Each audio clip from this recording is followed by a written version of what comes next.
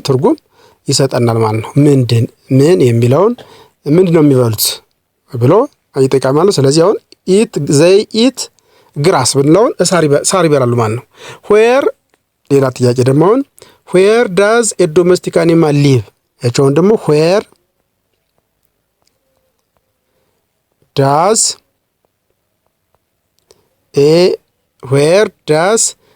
ኤ ዶሜስቲክ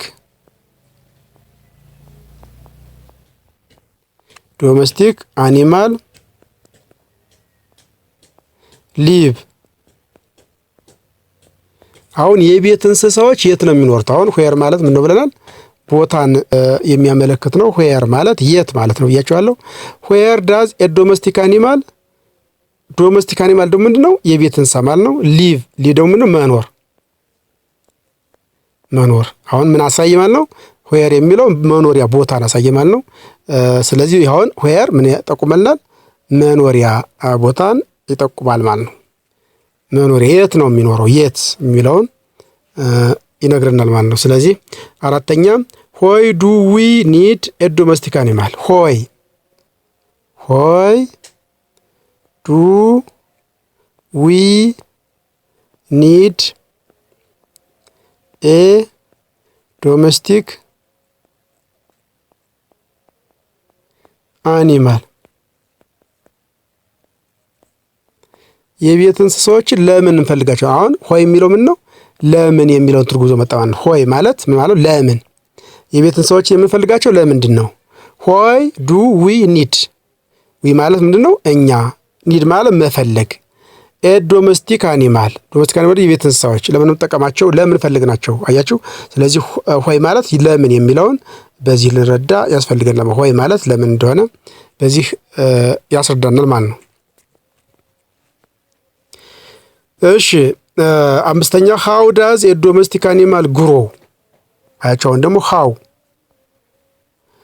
ዳዝ ኤ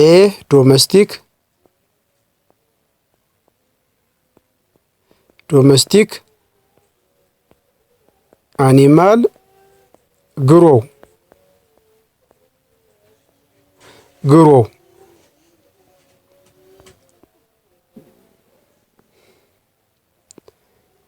ስለዚህ ሃው አሁን እንዴት ማለት ነው። ሃው ዳዝ ኤ ዶሜስቲክ አኒማል ግሮ ማለት ነው ማደግ ስለሆነ እንዴት ነው የሚያድጉት? ያጁ ሃው ማለት አሁን እንዴት የሚለውን ትርጉም በዚህ ታውቃላችሁ ማለት ነው ልጆች። ሃው ማለት እንዴት ማለት እንደሆነ በዚህ ትረዳላችሁ ማለት ነው። ስድስተኛ which domestic animal do you have at home? አሁን ደግሞ የትኛው which domestic animal do you have at home? አሁን ከቤት ሆም ማለት ምንድነው? ሆም ማለት ቤት ማለት ነው። ስለዚህ ከቤታችሁ የትኛው ዶሜስቲክ አኒማል ነው ያለ ማለት የትኛው which ማለት ነው የትኛው። አያችሁ which ማለት የትኛው ማለት እንደሆነ በዚህ ትረዳላችሁ ማለት ነው።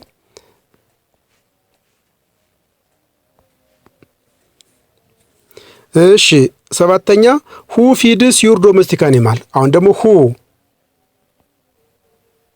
feeds your domestic animal? your domestic animal የቤት ሰዎችን የሚመግባቸው ማን ነው? አሁን ሁ ማለት ምንድነው? ማን ሁ ማለት ነው ማን ማለት ነው። ፊድስ ማለት መመገብ ማለት ነው። ሁ ፊድስ ዩር ማለት ያንተ ዶሜስቲክ አኒማልስ ደግሞ የቤት ሰዎችን የሚመግባቸው ማን ነው?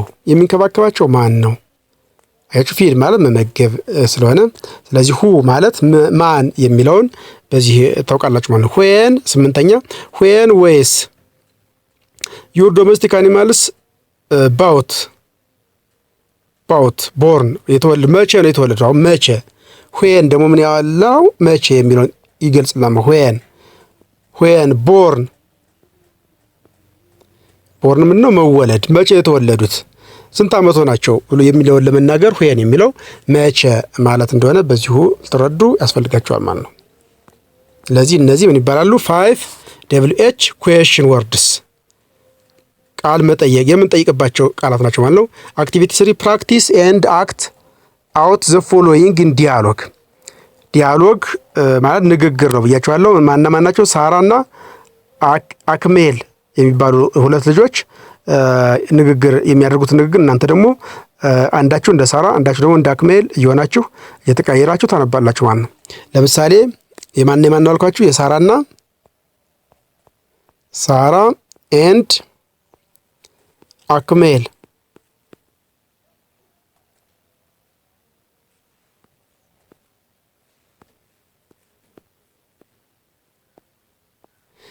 የሳራና አክሜል በሳራና በአክሜል መካከል ያለ ንግግር ነው። ስለዚህ ይህንን አብራችሁ እናንተ ትላለች። ሳራ ምን አለች? ዱ ዩ ሃቭ ኤ ዶሜስቲክ አኒማል አት ሆም አለች። ማንን ነው? አክሜል ጠየቀችው።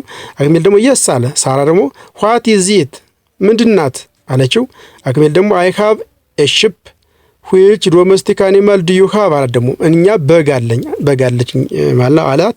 ከዚያ በኋላ ያንቺ ደግሞ የትኛው ነው ያለሽ አላት። ሳራ ደግሞ አለች አይ ሃቭ ኤ ሄን ዶሮ አለችኝ አለች። አክሜል ደግሞ ሁ ባውት ኢት ፎር ዩ ሁ ማለት ማን ነው? ማን ማለት ነው? ማን ነው የገዛት? ለአንቺ ማን ገዛልሽ አለ። ሳራ ማይ ማዘር እናቴ ገዛችልኝ አለች። አክሜል ደግሞ ሃው ማች ዲድ ሺ ባይ ኢት ሃው ማች ማለት ስንት ማለት ነው። ስንት ብር ነው የገዛቻት ብሎ ጠይቃት። ሳራ ደግሞ ምን አለሽ? ሺ ባውት ኢት 400 ብር በ100 ብር ገዛቻት አለች። ዌር ዱ ዩ ጌት ዘ ሺፕ በጓን ደግሞ የታገኘሃት አለችው። አክሜል ማይ ፋዘር ባውት ኢት ፎር ሚ አባቴ ለእኔ ገዛልኝ አለ።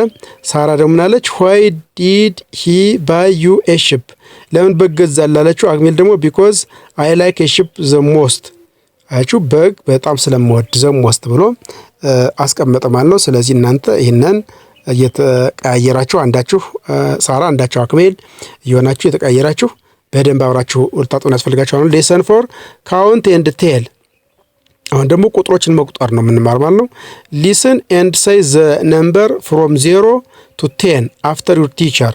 አሁን ይህ ምንድነው? 0 1 2 3 4 5 6 7 8 9 10 ስለዚህ እንደዚህ አድርጋችሁ እናንተ መቁጠር ትችላላችሁ ማለት ነው።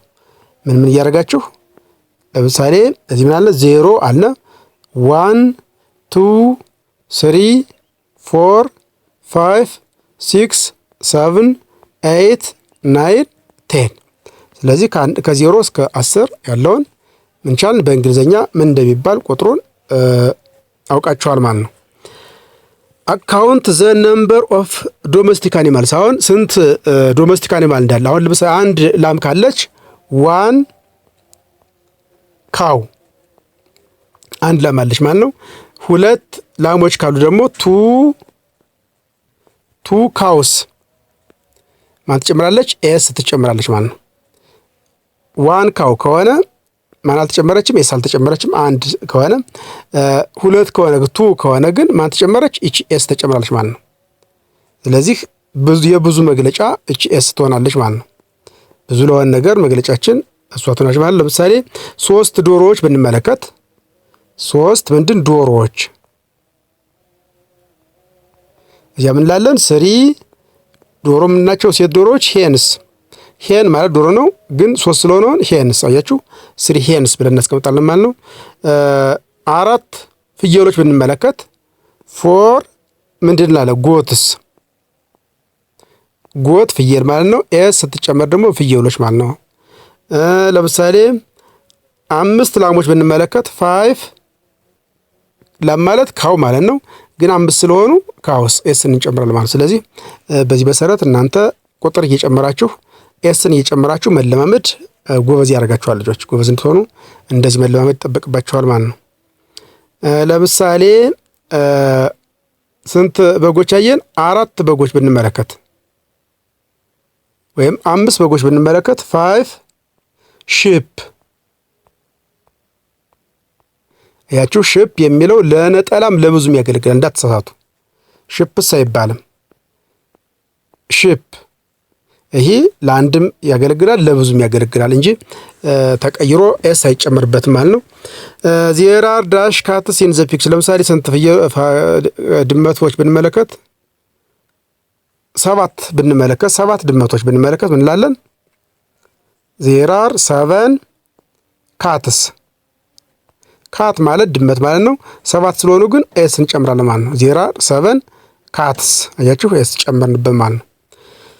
እሺ አሁን ደግሞ 8 ፈረሶች ብንመለከት ምን እንላለን? 8 ሆርስስ። ሆርስ ማለት ፈረስ ነው። 8 ስለሆኑ ግን እንጨምራለን ኤስ እንጨምራለን። 8 ሆርስ እንላለን። አሁን ደግሞ 9 ውሾች ብንመለከት ዜር አር 9 ምንድን ዶግስ እንደዛ ግን ኤስ እንጨምራለን ማለት ነው። ዜር አር 8 ዶግስ እንላለን ማለት ነው። አሁን ደግሞ ስንት ግመሎች ብናይ 10 ግመሎች ብንመለከት ምን እንላለን?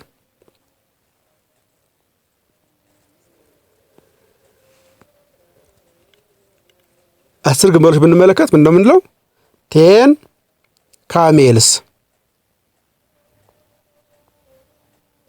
10 ካሜልስ እንላለን ማለት ነው። 10 ግመሎች ለማለት 10 ካሜልስ እንላለን ማለት። ስለዚህ በዚህ መሰረት እናንተ ያሉትን ማስቀመጥ ትችላላችሁ ማለት ነው። በቁጥር ከ0 እስከ 10 ያሉትን ማስቀመጥ ትችላላችሁ። አክቲቪቲ 1 ሳይ ዘ ፎሎዊንግ ኤክስፕሬሽንስ አፍተር ዩር ቲቸር ተብላችኋል። አሁን ዜር ኢዝ እና ዜር አር የሚለውን የምንማረው ዜር ኢዝ እንዲሁም ደግሞ ዜር አር እነዚህ ሁለቶችን በሚገባ ደግሞ ልትይዙ ያስፈልጋቸዋል። አሁን ዜር ኢዝ ማለት ምን ማለት ነው? እንዲሁም ደግሞ ዜር አር እቺ ዜር ማለት ነው፣ እቺ ደግሞ አር ማለት ነው፣ እቺ ዜር ማለት ነው፣ እቺ ደግሞ ኢዝ። ስለዚህ ዜር ኢዝ እና ዜር አር ለምን ነው የምንጠቀመው? አሁን ዜር ኢዝ የምንጠቀመው ይሄን የምንጠቀመው ለመቼ ነው? ለነጠላ ማለት ነው። ይሄኛውን ደግሞ ለብዙ ነው የምንጠቀመው እንዳትረሱ። ዜር ኢዝ እና ዜር አር ለምንና ለምን እንደምንጠቀመው በደንብ ልትይዙ ያስፈልጋቸዋል ማለት ነው። ለምሳሌ አንድ ቢሆን አንድ መጽሐፍ ቢሆን ምን ላለን? ዜር ኢዝ ኤ ቡክ አንድ መጽሐፍ አለ ማለት ነው ያልነው። ምን አለ? ዜር ኢዝ። አያችሁ ዜር ኢዝ ኤ ቡክ። ኤ ቡክ ደግሞ ኤ ለአንድ ብቻ ነው የምንጠቀመው። አንድ ድመት ብናይ ደግሞ ምን ላለን? ዜር ኢዝ ኤ ካት ኦን ዘ ሶፋ። ዜር ኢዝ ኤ ካት። አያችሁ ዜር ኢዝ ኤ ካት ብለን እንደዚህ አድርገን እናስቀምጣለን። ስለዚህ ዜር ኢዝ አሁን ለምን ነው የምንጠቀመው?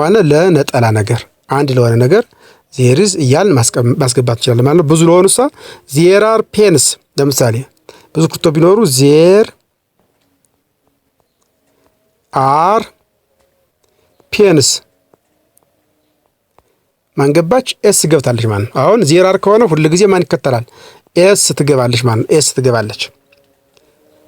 ዜር አር ከተባለ ብዙ ነገር ነው የምንጠቀመው። ስለዚህ ብዙ ነገር ደግሞ በኤስ በአብዛኛው እያስገባን እንጠቀማለን። ስለዚህ ዜር አር ፔንስ ኢን ዘ ባግ።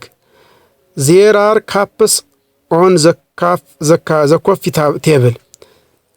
ዜር አር ካፕስ። አያችሁ ዜር አር ካፕስ። አሁን እቺ ካፕና ስኒ ነው። ዜር አር ስለሆነ ማን ጨመረ? ኤስ እንጨምራለን። ዜር አር ካፕስ። ስለዚህ እናንተም እንደዚህ ያደርጋችሁ ታስቀምጣላችሁ ማለት ነው። አክቲቪቲ 2 ቶክ አባውት ዘ ዶሜስቲክ አኒማል ኢን ማይ ቪሌጅስ ዩዝ ዜር ኢዝ ኤንድ ዜር አር። አሁን ዜር ኢዝ እና ዜር አር እያላችሁ እናንተ የቤት እንስሳዎችን መናገር ትችላላችሁ። ዜር ኢዝ አንድ ከሆነ ምን ትላላችሁ? ዜር ኢዝ 1 ጎት ኢን ማይ ቪሌጅ። ቪሌጅ ማለት ነው።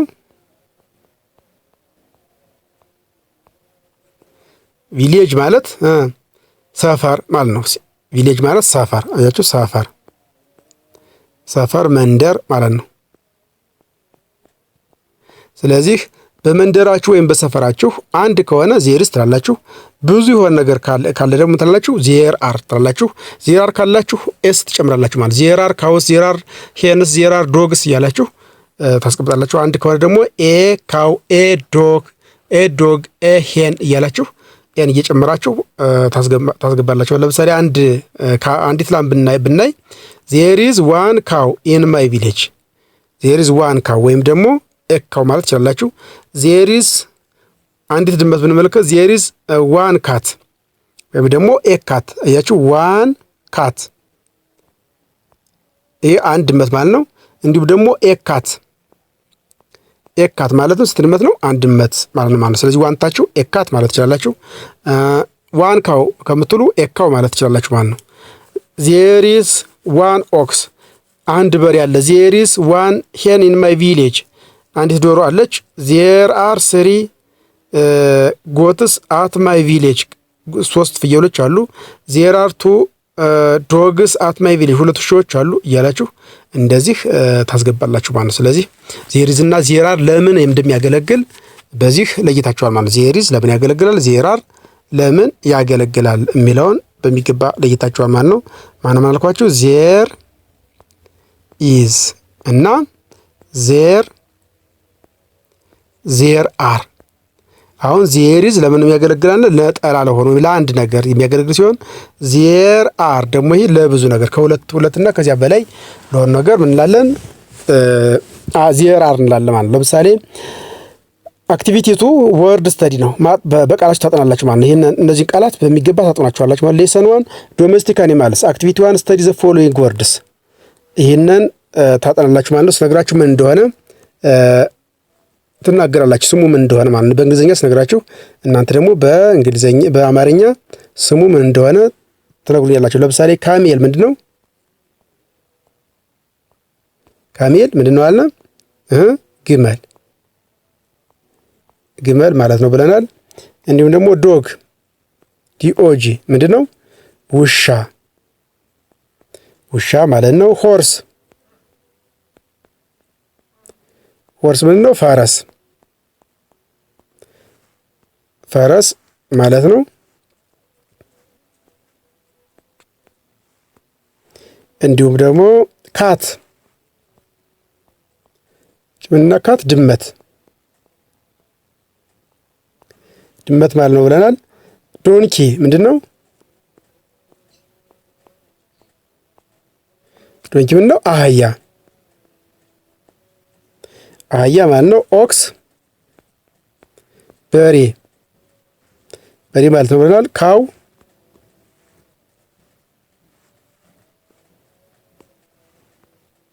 ካው ላም ማለት ብለናል። ጎት ምን ነው? ፍየል ማለት ነው። ሽፕ ደግሞ ነው። በግ ማለት ነው። ሄን ደግሞ ዶሮ ማለት ነው። ስለዚህ እናንተ በዚህ መሰረት ማዛመር ትችላላችሁ ማለት ነው። ካሜል የምትባል ምንድናት? ግመል ናት። ካት ድመት፣ ካው ላም፣ ዶግ ውሻ፣ ዶንኪ አህያ፣ ጎት ፍየል፣ ሆርስ ፈረስ፣ ኦክስ በሬ፣ ሽፕ በግ፣ ሄን ዶሮ። በዚህ መሰረት እናንተ እየደጋገማችሁ ተለማምዳችሁ ማስቀመጥ ትችላላችሁ ማለት ነው። አክቲቪቲ 3 ሉክ አት ዘ ፒክቸርስ ኤንድ ራይት ዜር ኔምስ። አሁን ካው ምንድነው? ካው ምንድነው? ላም። ካት ምን ብለናል? ድመት። ዶግ ምንድነው? ዶግ ውሻ። ጎት ምንድነው? ፍየል። ካሜልስ ምንድነው? ግመል አላችሁ። እሺ ሆርስ ምንድነው? ሆርስ ፈረስ።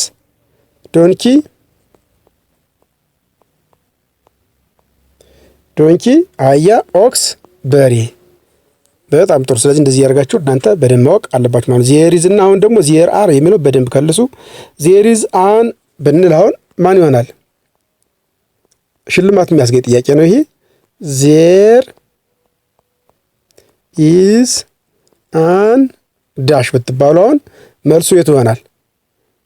ኤ ሽፕ፣ ቢ ካው፣ ሲ ጎት፣ ዲ ኦክስ። መልሱ የቱ ይሆናል? አሁን መልሱ ማን ይሆናል? አን ኦክስ። ምክንያቱም እቺ አን ምንና ቫውል ሌተሮች ነው የምትመለከቱ ማለት ነው። ስለዚህ ከነዚህ መካከል ከዘርዝሩ መካከል ቫውል ሌተር ማለት ነው አን ኦክስ። ኦክስ የሚለው ይህ መልሱ ይሆናል ማለት ነው። አን ሽፕ አይባልም፣ አን ካው አይባልም፣ አን ጎት አይባልም። ስለዚህ አን ኦክስ የሚለው መልሱ ይሆናል ማለት ልጆች፣ መልሱ እሱን ይሆናል ማለት ነው። እሺ there is a cow, there is a sheep, there is a goat, there is a cat, there is a dog, there is a cow። እንደዚህ ያደርጋችሁ በደንብ መስራት ትችላላችሁ ማለት ነው። አክቲቪቲ ሴክሽን 3 ሪዲንግ አሁን ማንበብ ነው። ሌሰን 1 ብሌንዲንግ ኤንድ ሪዲንግ ወርድስ። አሁን ራቅ የተጻፉትን ያስተካክላችሁ የጻፋችሁ ማንበብ ማለት ነው። ለምሳሌ መሰጥቶናል ካሜል። እንደዚህ ተራርቀው የተጻፉትን እናንተ ደግሞ ቀረብ አድርጋችሁ በመጻፍ ትርጉም እንዲሰጥ አድርጋላችሁ። ለምሳሌ ካሜል ምን ነው? ግመል ማለት ነው። ዶግ የሚለው ተራርቆ ተጽፏል። ዶግ ዲኦጂ ምንድነው? ውሻ ማለት ነው። ካት ሲኤቲ ድመት ማለት ነው። ሆርስ ደግሞ ምንድነው? ፈረስ ብለናል። ጎት ፍየል፣ ዶንኪ አህያ፣ ሄን ዶሮ ብለን ተናግረናል። ስለዚህ ቀረብ እያደረጋችሁ አቀራራችሁ እየጻፋችሁ እናንተ ትርጉም እንዲሰጡ ማድረግ ትችላላችሁ ማለት። አክቲቪቲ 2 ሪድ ዘ ፎሎዊንግ ኢኒሻል ስሞል ኤንድ ካፒታል ሌተርስ ኢን ዘ ወርድስ። ሪድ ዘ ፎሎዊንግ ኢኒሻል ስሞል ኤንድ ካፒታል ሌተርስ ኢን ዘ ወርድስ። አሁን ካፒታል እና ስሞል ሌተር የሚባሉት የትኞቹ እንደሆኑ መለየት ነው። ካፒታል ሌተር ኤንድ ስሞል ሌተር።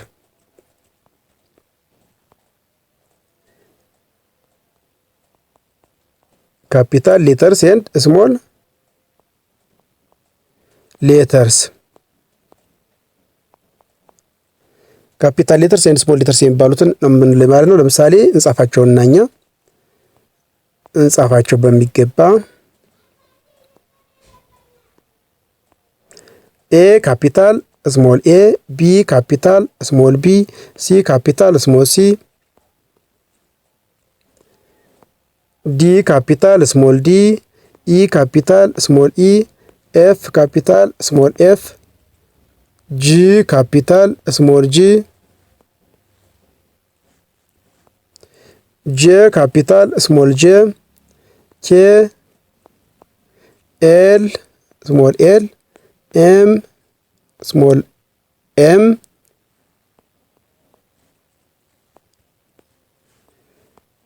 ኤን ስሞል ኤን፣ ኤን ኦ፣ ፒ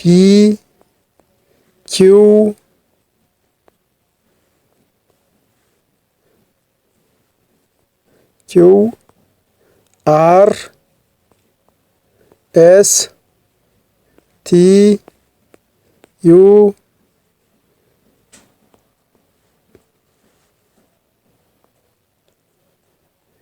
ቪ ደብሊው ኤክስ ዋይ ዜድ።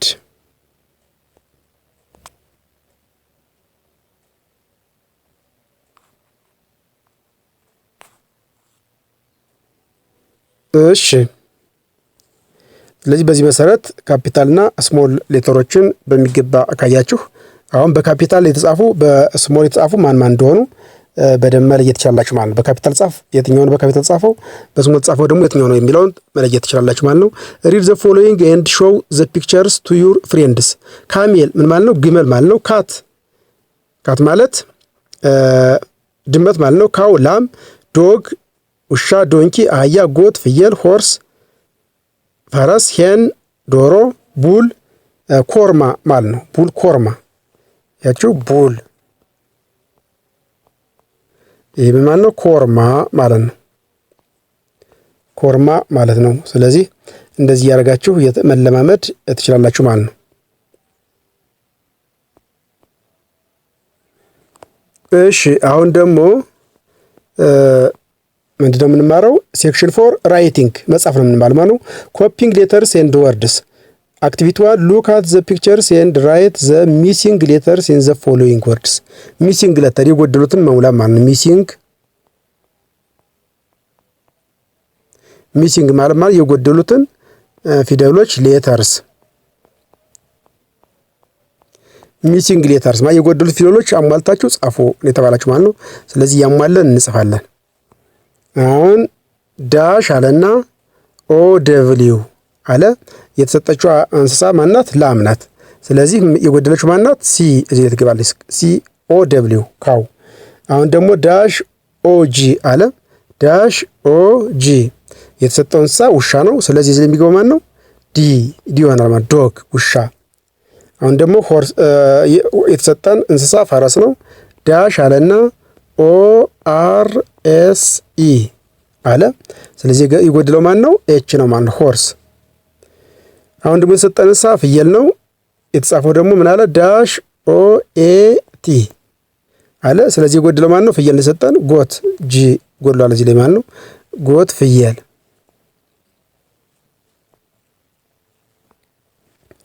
እሺ አሁን ደግሞ ዳሽ ኤ ኤም ኢ ዳሽ ኤ ኤም ኢ ኤል ይህን ሰጠ። የተሰጠች እንስሳ ማን ናት? ግመል ናት። ስለዚህ ማን ነው መልሱ? የጎደለው ካሜል ሲጎድሏል ማለት ነው። አሁን ደግሞ በሬ ነው የተሰጠን።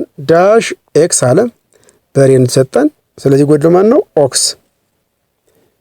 ዳሽ ኤቲ አለ። አሁን ደግሞ ዳሽ ኤቲ የተሰጠች እንስሳ ድመት ናት። የጎደለው ማን ነው? ሲ ካት።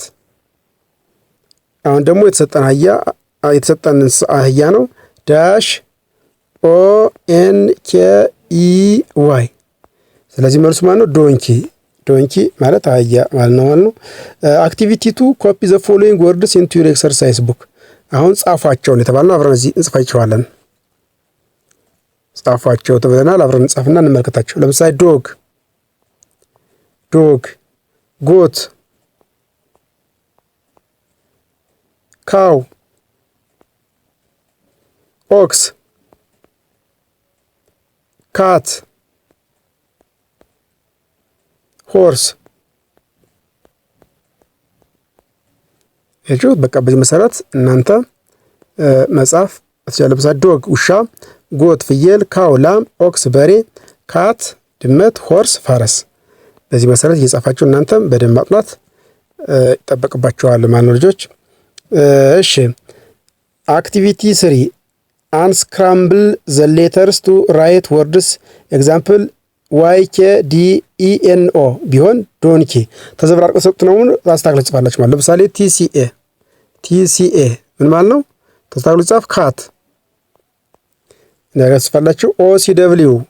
ኦሲ ደብሊው ይህ ቢሰጠን ካው እንደዛ ግን እንጽፋለን። ጂዲኦ ቢሰጠን ማን ነው? ዶግ ውሻ። አያችሁ እንደዛ አድርገን አስተካክለን እንጽፋለን ማለት አስተካክለን እንጽፋለን እንደዚህ። ቲጂኤኦ አሁን ደግሞ እንደዚህ ቢሰጠን ጎት ጂኦኤቲ እንዲያርገን እንጽፋለን። ኤንኤችኢ ቢሰጠን ደግሞ ሄን ኤችኢኤን። አያችሁ እንደዛ አድርገን አስተካክለን እንጽፋለን ማለት ነው። ልጆች እንግዲህ ዩኒት 5 ዶሜስቲክ አኒማል የሚለው ይህን ይመስላል። በቀጣይ ደግሞ ምንድነው የምንማረው የሚለውን ስንመለከት በቀጣይ ምዕራፍ 6 ነው። ዩኒት 6 ላይ የምንማረው ምን ነው? ዩኒት 6 ሆት ኤንድ ኮልድ ዌዘር። ሆት ኤንድ ኮልድ ዌዘር